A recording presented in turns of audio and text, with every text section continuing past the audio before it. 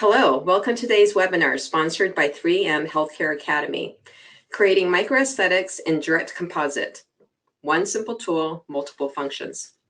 My name is Jihan Kim. I am the co-director of the BioClear Learning Center and faculty of the BioClear Learning Center. This webinar is sponsored by 3M Oral Care, and the content is created by me. So let's just review some of the learning objectives for today's webinar. So first, we want to review elements of microaesthetics, and then define those elements that contribute most to patient-centered versus doctor-centered outcomes.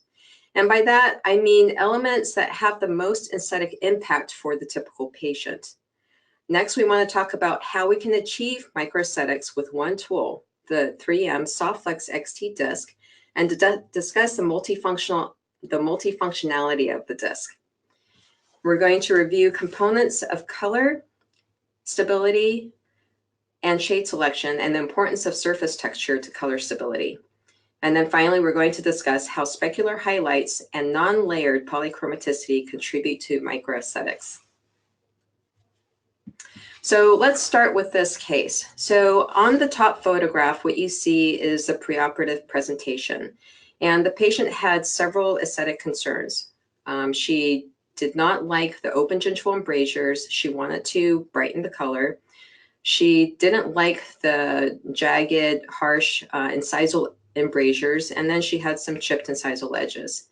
So how are we going to go from the preoperative presentation to the final postoperative result, which we see on the bottom slide, using a technique of injection overmolding of basically 12 plus teeth to rejuvenate her smile? And then how do we go from the composite placement to the final polish in a predictable, prescriptive, and achievable way for the average skilled clinician? So what we're going to talk about with the SoftFlex XT disc is how it fits into the middle part of our treatment sequence. So between composite placement and the initial gross amputation, and then to finally the final polishing sequence. So the 3M SoftFlex XT disc is actually quite critical to just the middle zone of shaping and creating the initial aesthetics of our restoration. So some of the things that we're going to talk about in this webinar are Chapter 1, Microaesthetics of Anterior Composite Restorations, really delving into defining what some of that is. And then Chapter 2, Stages of the 3M SoftFlex XT disc. And pretty much most of the time what I'm using is the large coarse disc. And then Chapter 3, which is going to be talking about finish, polish, color, and specular highlights. Now, I know that many of you, when you first look at the title, you may have thought that this would be a course about composite layering techniques. And as you can see, this is actually going to be something completely different because we're talking about an injection overmolding technique of composite restorations, but then how to really predictably achieve patient-centered aesthetics, patient-centered outcomes. And I'm hoping that this will be content that will be new and interesting for all of you out there.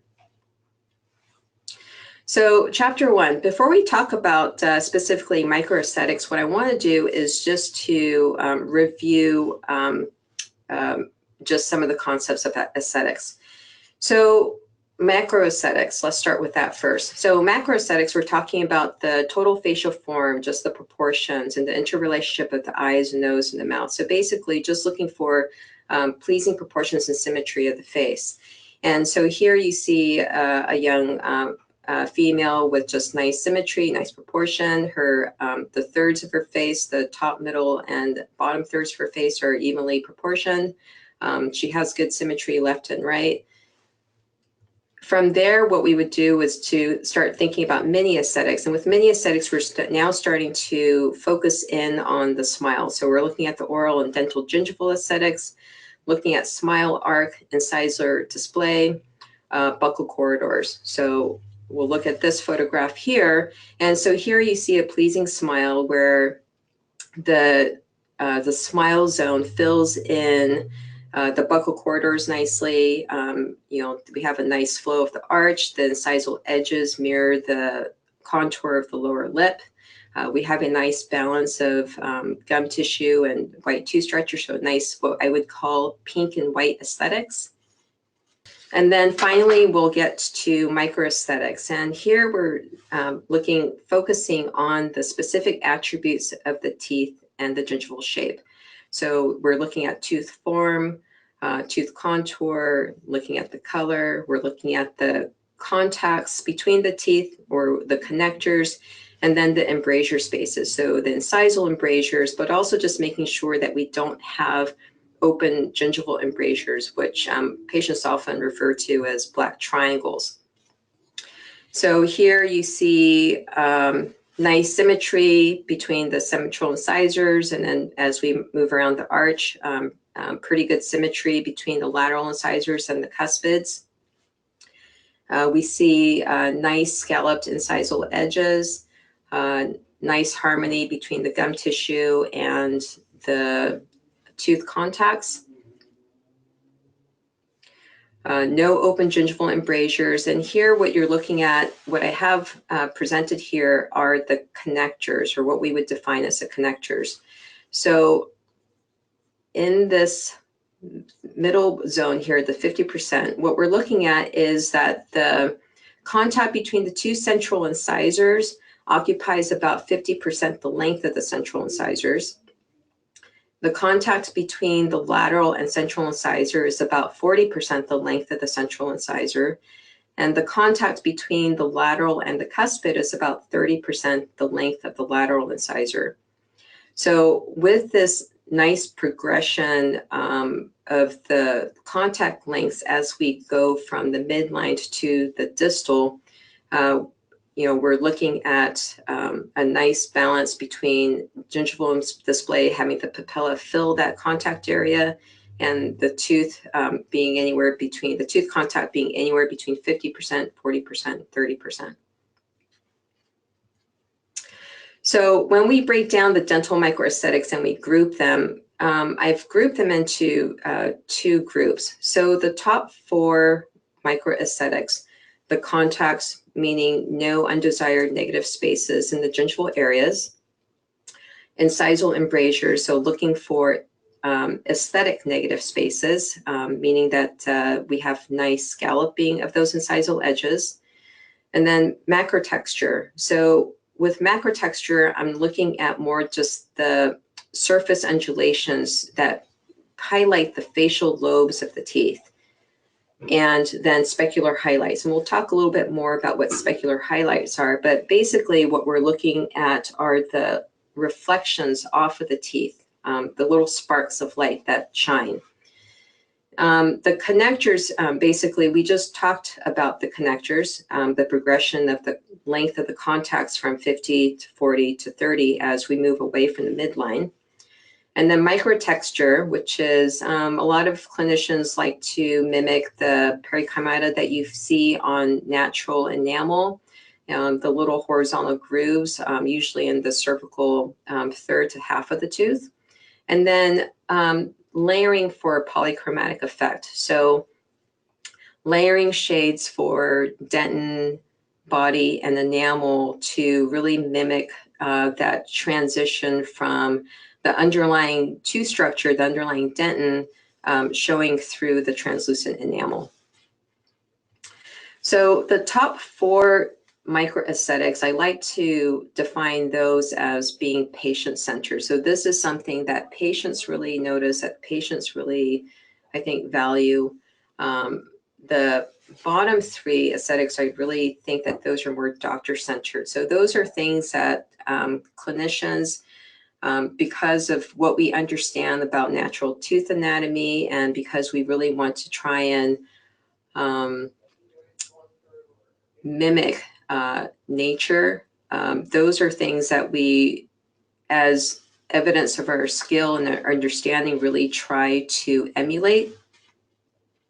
But it may not always have the most aesthetic impact for the patients. It may be something that us as clinicians that we notice and we recognize when a skilled clinician has really gone to a lot of trouble, a lot of effort to really replicate nature, but it's not necessarily something that the average patient will notice or discern. So what I want to do is now compare those patient-centered versus doctor-centered microaesthetic concerns. And so here we have a preoperative photograph on the left, and of course what you see are the chipped incisal ledges on the two central incisors. But really what you see most obviously are the open gingival embrasures. And then there's some slight coloration issue with a little bit of tetracycline staining causing the amber coloration on the cervical third of the tooth. Now, what the patient was really unhappy with was the open gingival embrasures. And those open gingival embrasures are something that I like to call unfamiliar negative space. Patients are, the way that our eye works, we really pick up contrast between black and white versus soft color contrast between pink and white. And so when we see those open areas in areas that they don't normally belong, so in those gingival areas, it really, patients have a lot of connotations that, it's a sign of disease, it's a sign of age, it's a sign of deterioration. And so it's something that really can be emotionally charged for a lot of patients, and that they don't like that. And I think that as clinicians, we don't quite appreciate how negative those open gingival embrasures are for patients. So in the postoperative photograph, you can see on the right here that I was able to close those gingival embrasures, and I did do it mostly by changing the contour of the tooth form to make them more rectangular to fill those gingival embrasures. Now, so as a result, I did close those underside negative spaces, but the ideal contact lengths or the connectors weren't achieved. And so in this slide, what I'm trying to show you is if I wanted to achieve ideal contact lengths or connectors, I would have had to do a combination of changing the tooth form, but then also trying to get that the cervical area of those open embrasures closed with more pink tissue. And as we know, that is an unpredictable and oftentimes a difficult treatment. And so the question is, which concern do the patients consider to be worse? The patients really don't like the open gingival embrasures, those black spaces. And for the patient, even though I didn't achieve the ideal connector lengths or the ideal contact lengths, they were very happy with this aesthetic result. So here I'm just talking about an example of, even though I didn't get the ideal connector lengths that doctors would want, and that doctors might sometimes look at the postoperative photograph and say, well, the tooth form isn't ideal because of the contact lengths, the patient was very happy with the result. So next I want to talk about microtexture versus macrotexture. So on the left slide, or I'm sorry, on the left photograph, what you see is macrotexture on untreated centrals on the 25-year-old. And so these teeth have not been treated, but you can see the light reflecting off of the surface contour, which gives you the perception, or that allows us to perceive what the facial lobes might look like on the tooth. And then on the right photo, what I have is two central incisors of a 75-year-old that have been treated. And I've actually created some subtle undulations on the facial surface of the tooth to mimic some of those, the macrotexture from the facial lobes that would occur naturally. On the next slide, I wanted to compare that macrotexture versus microtexture. So on the left photograph, what you see is the macrotexture that I've created just by doing some subtle surface undulations. And then on the right photograph, what you see is microtexture, which has been created on that central incisor restoration. But you can see that you have to really magnify the central incisor to even appreciate some of that microtexture. And I'll kind of bring my arrow in here to highlight some of those. So you see these vertical striations. You even see some little subtle horizontal striations that were actually intentionally created. So these were not an accident. But, you know, really, which has the greater aesthetic impact? And I'm talking about at a social distance. So you have to think about how you have to really magnify this one tooth in order to appreciate the microtexture. But at a social distance, the patient won't see that. If that microtexture collects stain or biofilm at a social distance, which one is most likely to be visible?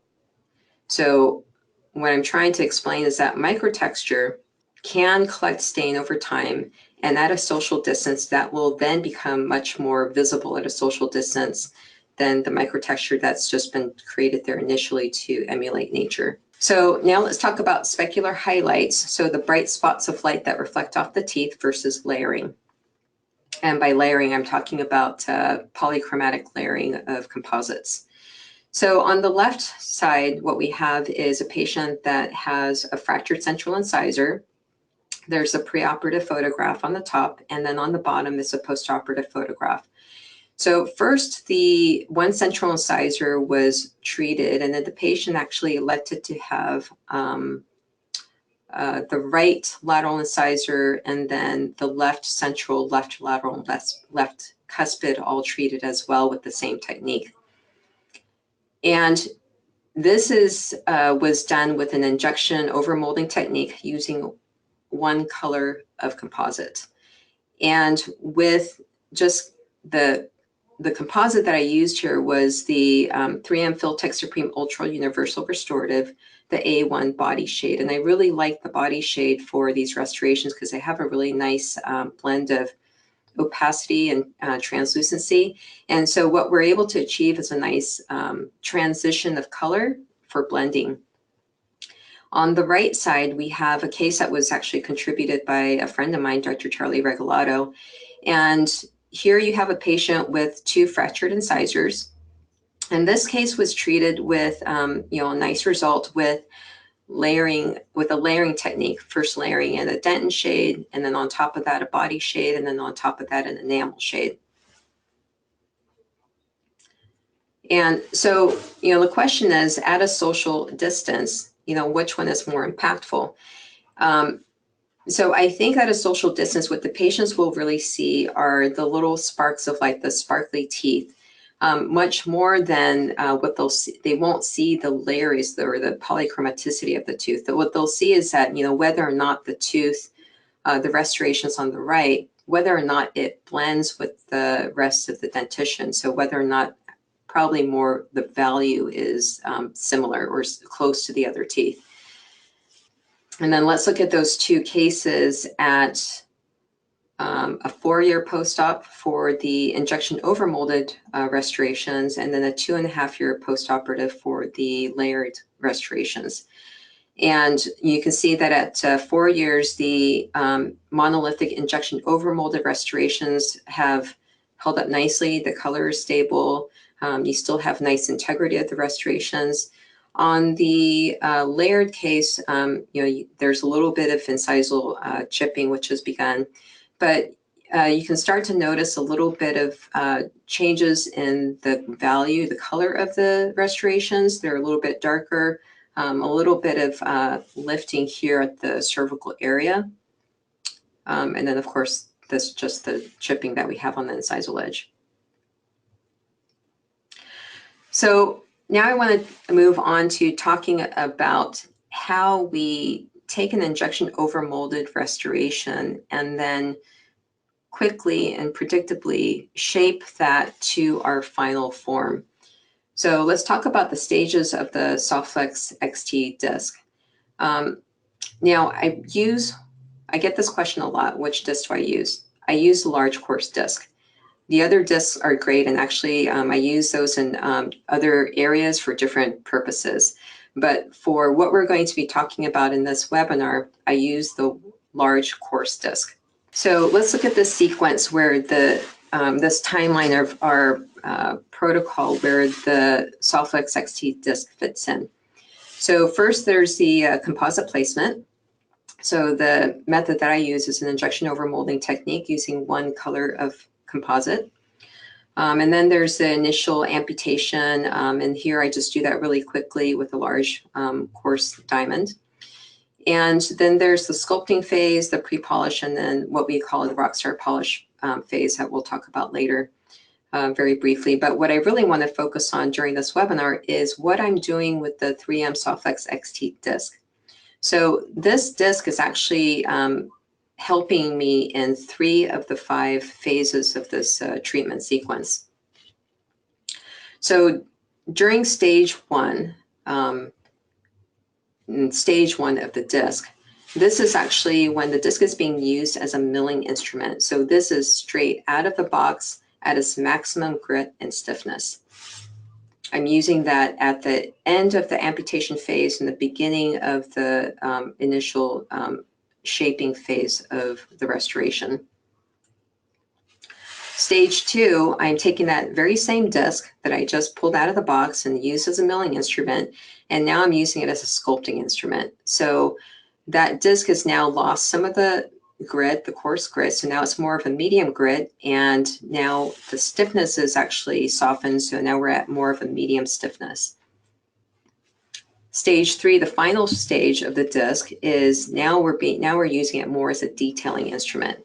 So at this point, the grit of the disc has transitioned to a medium fine to a fine grit, and it has maximum flexibility. So again, people ask me, well, why not, if I'm basically wanting a disc that's at different grits, why not just switch and use the other grits of the disc that are available in the SolveFlex XT kit? Like I said, those other discs are great for other purposes, but for what I'm doing here, as I use the disc, the grit is becoming more and more fine, but I'm developing flexibility in the disc. And the flexibility is what's important to create contour, to create some roundness in the tooth shapes. So let's talk about why I want to create macro texture with the disc. You know, a lot of people would think, well, that seems counterintuitive because the disc is flat. So, and then I know a lot of clinicians like to create surface contour with a fine diamond or a white stone or a brownie. And the thing about those instruments is that they are all convex shapes. And so if I take a convex shape to the surface, the facial surface of the tooth, yes, it will help me to create some concavity. But what we'll see here is that concavity that's created by those convex instruments can be too deep. And when it's deep, it can be difficult to polish and it can collect biofilm. So if you look at this left photograph, you can see the concavity that's been created likely by a brownie instrument.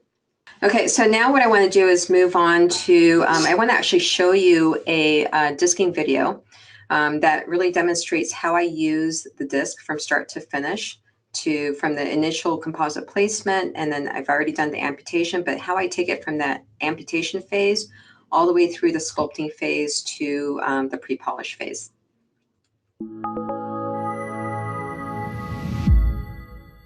So basically I have the one central incisor over molded and disked back to the 80% point. So I'm going to go ahead and disk the second central incisor so you can see the considerable volume. So the very first place that we start is with the incisal edge, when the disc is the coarsest and it's the stiffest. So I'm going to go ahead and bring down that incisal edge of the left central incisor to be even with the right side. So I'm going to use it like a lathe. I'm going to disc back and forth. And I'm looking at making sure that the mandrel is parallel with the midline. Okay, so now that I'm getting level, I'm going to mill back and forth over both teeth to make sure that those incisal edges are the same length. Now you can see that the disc has lost some of the coarseness. so it's lost a little bit of the abrasiveness, but it's still pretty stiff. So now I'm going to invert it, and I'm going to start working back the facial aspect, just concentrating on the incisal half. Still working at pretty high speed. Okay, so once we're close, you can see that I still have about medium coarse abrasiveness, but I'm starting to build in some flexibility to the disc. So now with the increased flexibility, I can blend in the gingival half with the incisal half. Now that my disc has lost even more abrasiveness and is a little bit more flexible, I'm going to actually bring it in on the palatal. The teeth are naturally trapezoidal in shape. We do want to try to mimic the natural tooth form. Now I'm going to take that same disc still, and I'm going to open up the facial embrasures. I'm going to roll in that facial line angles. So here I have another demo. So basically this arch has been all over molded, and so now that we're at about the 90% point, I'm going to actually build in the aesthetics of the arch as a whole. And so at this point, I'm still taking that same disc, and I'm going to work the arch together. So I'm always working 2 teeth at a time. Now what you'll note as I'm doing this is I'm starting to create some facets, some natural peaks and valleys on the facial aspect of these teeth. And so we're still going to use that same disc. So as the disc becomes less coarse and more flexible, we're going to use it to actually accentuate some of those valleys to build some semblance of mamelon grooves. So here, I have a disc that's pretty flexible. And what I'm going to do is take this at about a 45-degree angle and accentuate those grooves. Now this is at sort of a stalling speed.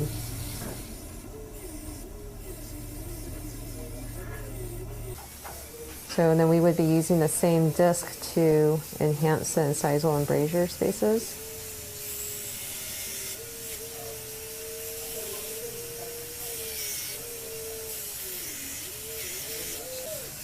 And then we can also use the same disc to accentuate the facial embrasures. Rolling in those line angles to different positions depending on how you want the teeth to present, if you want them to present as being wider or narrower. So here's another model where the nuance, the surface nuance is a little bit more complete. You can see from the incisal edge. So those undulations have been softened. The facial embrasure spaces have been opened up. You can appreciate the incisal embrasures and the palatal embrasures. From the side view, as the teeth roll around, you can see the setting. And then I want to show a difference between, here's the matte finish of a case with the surface undulations, and then here's with that case polished on the other side. I want to show the discs at various phases. So this is a fresh disc at the maximum coarseness and maximum stiffness. Here's a disc at that medium stage where some of the abrasiveness has been removed, but the disc still has some stiffness, about medium stiffness. You can see some of the microcracks starting to develop on the other side, which is the reason for the increase in the flexibility. And here you see a disc at that really worn medium fine stage. A majority of the abrasiveness has actually been removed. You can see that the disc has lost stiffness to the edges, and it's really quite flexible. So I still keep all of these discs at the different stages. This disc is actually something that I would be using to go back in and do some really refined facial contouring.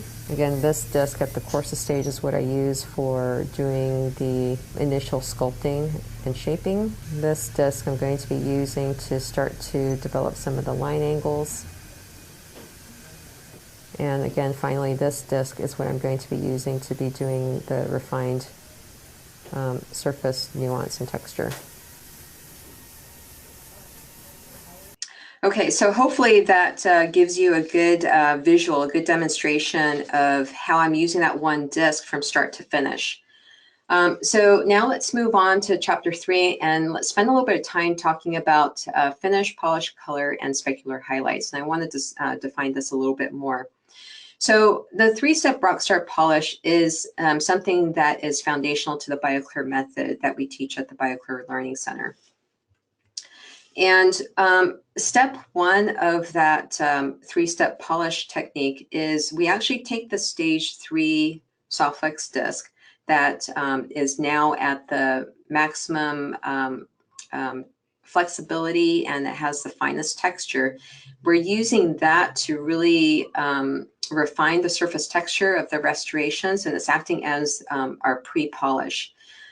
And I may be dating myself a little bit here, but those of you that have taken a wood shop class, so you know when you're basically polishing your cutting board, you're going through the different grits of sandpaper, and so now we're at the finest grit of sandpaper before we actually do the final polish.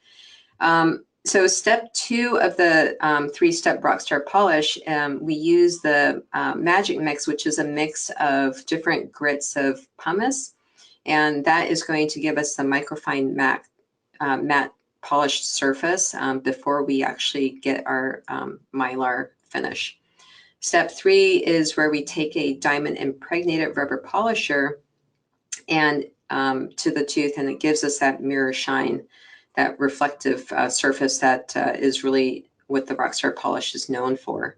Okay, so I'm going to show you a short video that actually demonstrates the 3-step polishing sequence, just to show you how it's a very simplified polishing technique. We basically, like I said, use the stage 3 soft flex XT disc, and then use the magic mix, and then just move on to a diamond impregnated rubber polisher to finish it off.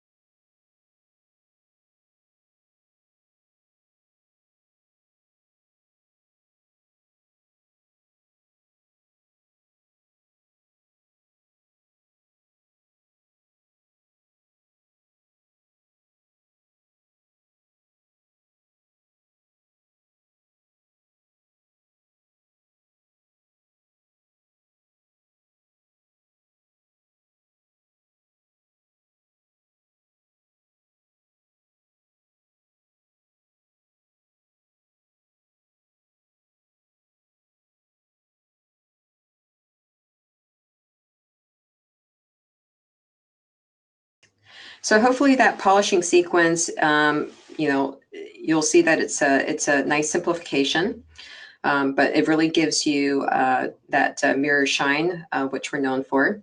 Now, what I want to do is, you know, you may ask, well, why is a polish something that we consider foundational to a method? You know, it doesn't seem like something that would be that critical. So I want to spend some time reviewing some of the advantages of the Rockstar polish, which is essentially a mylar finish polish.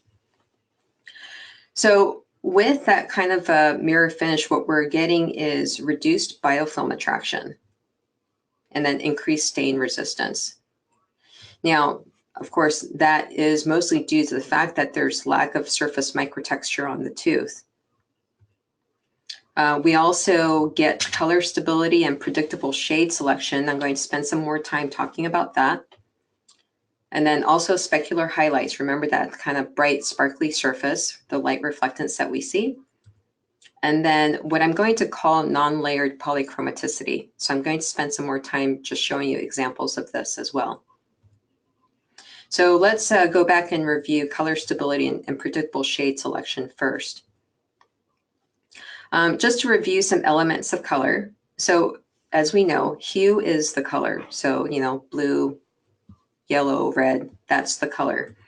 Chroma is the saturation or intensity of hue. And then value is the relative lightness or darkness of color on the gray scale. So for example, dark blue is going to be lower on the gray scale than lemon yellow.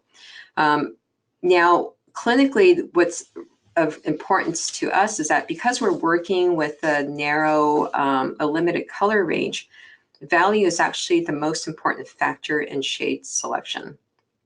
If value is correct, then we can compensate for slight discrepancies in hue and chroma.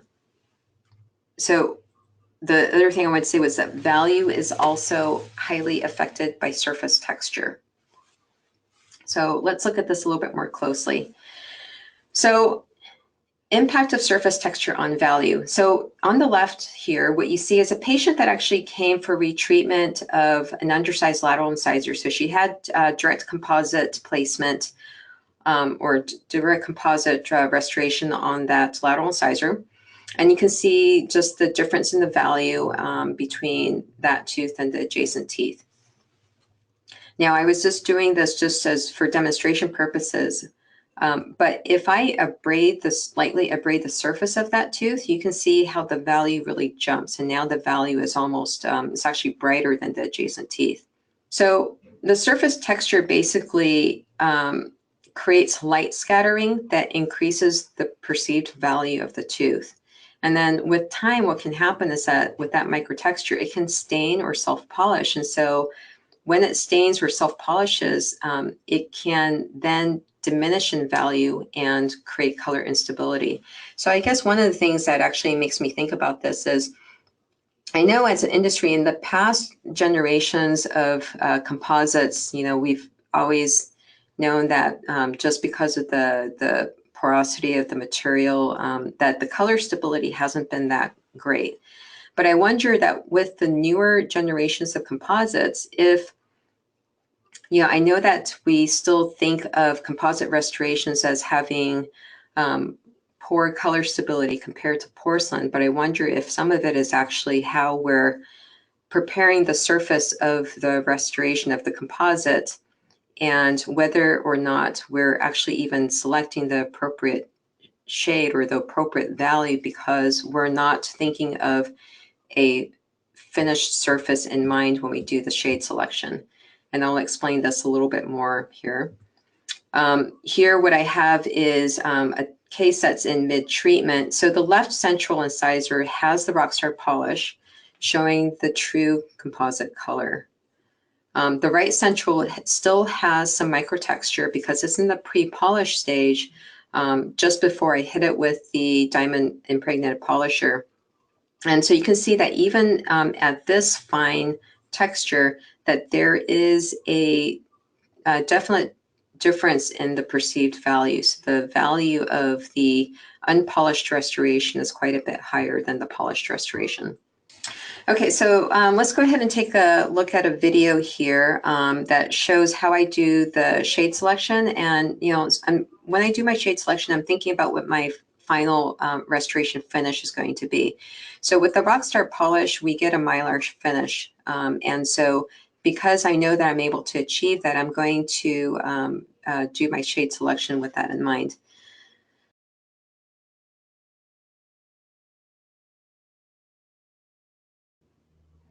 So what I'm doing here is I'm going ahead and I'm placing a little stream of composite, and then I've actually taken a piece of mylar on top of that, pressed it down, and I've cured it.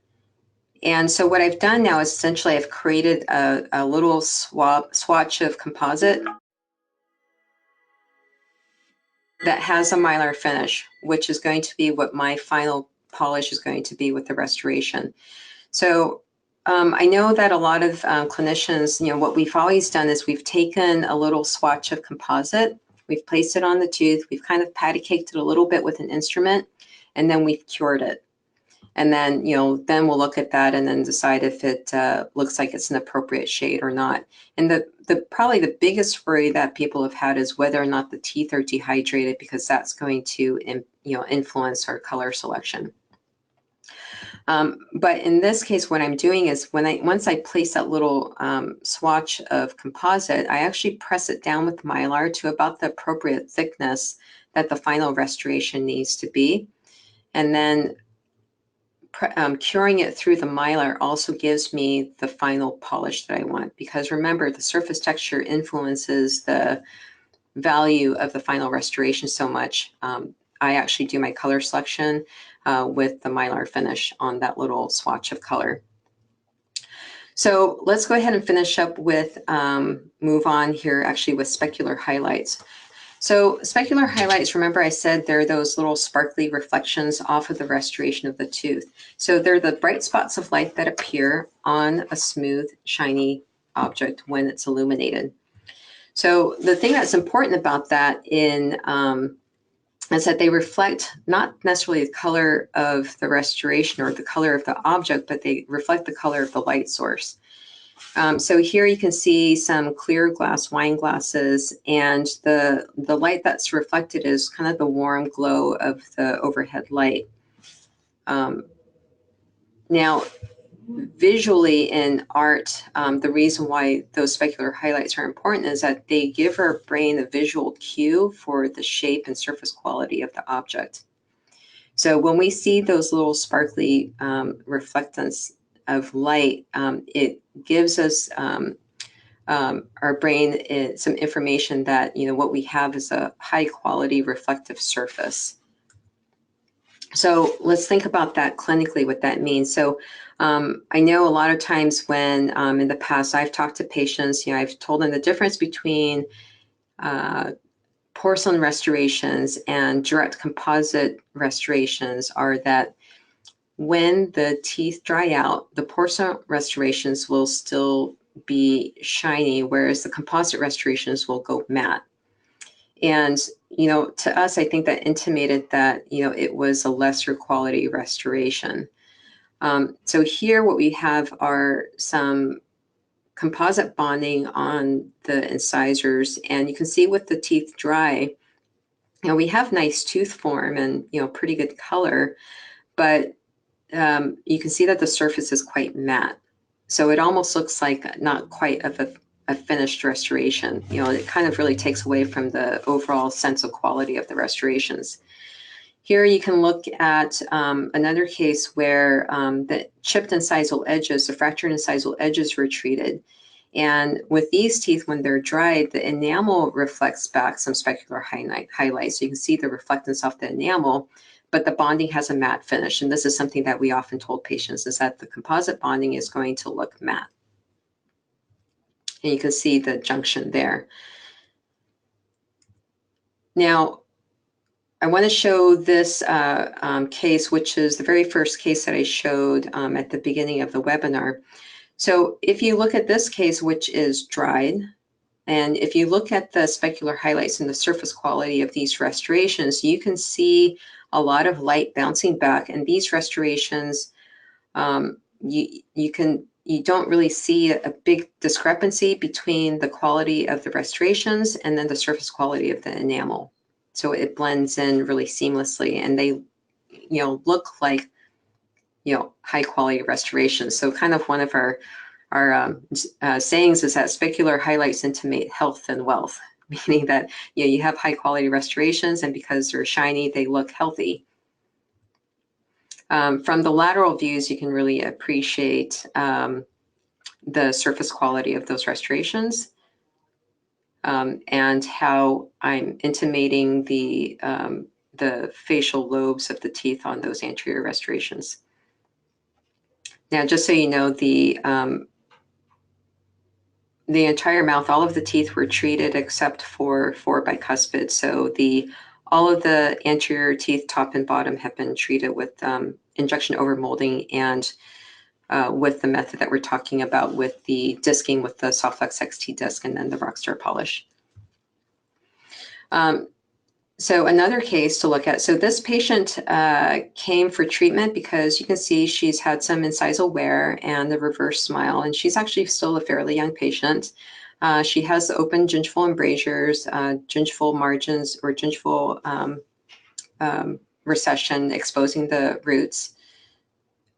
She is unhappy with the translucency, just the loss of enamel volume, which is now showing the underlying tooth color. So she feels like her teeth become gray and dark over time. And then this is the immediate post-operative photograph. And you can see how we close the gingival embrasures, lengthen the teeth to get a more pleasing smile arc, and took care of the coloration issues. And, we have the specular highlights off of the tooth. So I think I really like this photograph, and I want to share this. So this is actually a selfie that the patient took with her cell phone. And she sent this as a thank you for her new smile. And, this is kind of what I mean about the, thinking about patient-centered outcomes versus doctor-centered outcomes. Now, if you want to criticize this from a doctor-centered outcome, you may think, well, it's, not a polychromatic layered restoration. There's no microtexture on the tooth. But at this social distance, how does this smile look? The patient was extremely happy. And I think that if you look at it from a couple of feet away, I think that the restorations, the quality of the restorations, are quite appropriate. Now what we're going to do is to talk about the last advantage of the Rockstar polish and the mylar finish that we have listed here, which is what I was calling non-layered polychromaticity. And what do I mean by that? So, we know that we know what we mean when we're talking about developing polychromaticity with a composite layering technique, where you're layering in at least 2 shades of composite, a dentin shade and a body shade, or some people like to do a dentin body and enamel shade. Now, what I want to show is a slide which is courtesy of 3M that actually shows, this slide was created to show the relative translucencies of their Filtech Supreme Ultra Restorative Composite. So you can see the translucent shade, which obviously is quite translucent, the dentin shade, which has more opacity. The body shade has a little bit more translucency than the dentin shade, and then the enamel shade has more translucency than that body shade. Now, the shade that I prefer to use majority of the time is actually the body shade, because it has a nice blend of opacity and translucency. So depending on how thick or thin I leave the composite over the underlying tooth structure, it allows me to either block color or allow some of the underlying color to show through. Now, just as an aside, these composite discs that were created to show the translucency, these composite discs are actually pressed between 2 sheets of mylar to a 1 millimeter thickness. And so for the composite companies, when they have a shade for their composite, it is a mylar finished composite. So I think that if we really want to know the true color, what the final restoration, what the true color is going to be, that I think using at least the Mylar, flat Mylar trick over the composite is just a really simple, easy thing that, anyone can take away and do, starting today. So talking about non-layer polychromaticity. So in all of these restorations, because they're injection over mold restorations, they are done with one color. I am not layering composites. And here you can see on the left, a black triangle case that was treated. And the patient also wanted to have some of the gingival coloration blocked out. Now, we talked about whether or not I should allow some of the underlying coloration to come through. And what we decided on ultimately was to allow just a tiny bit of the amber coloration to come through, just to provide a little bit of warmth to a relatively high value cool color. So these restorations were overmolded with Full-Tex Supreme Ultra Universal Restorative Shade B1 body. But by managing the thickness of the composite, I was able to get, probably about 85%, blockage of the underlying coloration, but just allowing a tiny bit of warmth to show through. Actually, and even a little bit more on those cuspids, because cuspids are naturally have a little bit more chroma anyway, just to help with allowing a little bit of a sense of polychromaticity to make these restorations look a little bit more, I guess, natural. So here's another case that I wanted to show. And the goal in this case was not to block color, but it was basically to treat the open gingival embrasures and to treat a little bit of decay that was on the lingual surface of these teeth. And so because we were not changing the adjacent, obviously the adjacent restoration, which is quite dark, there's also a left or a right central incisor that has had a crown. Because we're not able to change the existing porcelain restorations, we weren't looking to change any of the color, but we wanted to have everything blend as well as possible. So here we have that tooth with the BioClear anatomic matrices in place. I have a A102, for those of you that are familiar with BioClear, I have an A102 HD matrix on the mesial and the A103 HD matrix on the distal. So this is how we create our anatomic form into which we injection overmold our composite. And the shade that was selected for this restoration, I believe, was A3.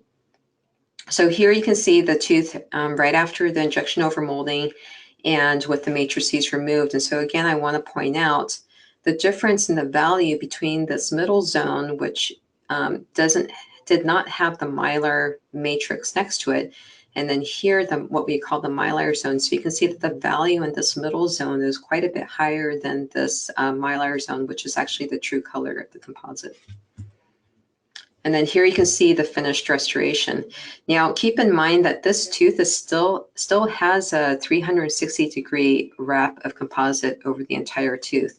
So what I've done is I've varied the thickness of the composite on the facial surface to allow a little bit of that translucency to come through on the incisal edge, a little bit of that middle body chroma to come through. And then you can see even some of the hypocalcification coming through on the cervical area. Now, the reason why I use the A3 body, and I talked about this earlier, how I really like the blend of translucency and opacity that I get. Now, because I was treating those black triangle areas, I didn't close it fully because I was trying to maintain some nice tooth form and symmetry.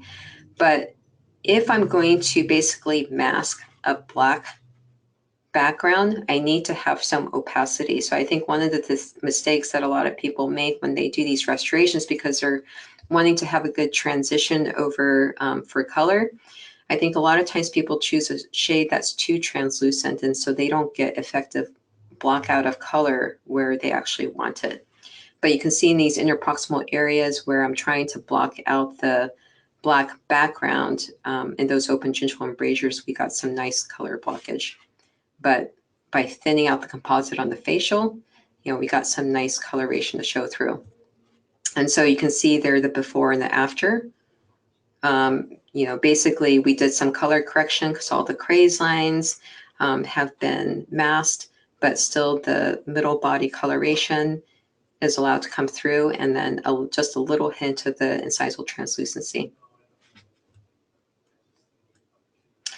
Okay, so just a quick review of some of the products that we talked about. I know I just briefly touched on the BioClear Matrix system, and then we talked briefly about the Magic Mix, which is part of our Rockstar Polish routine.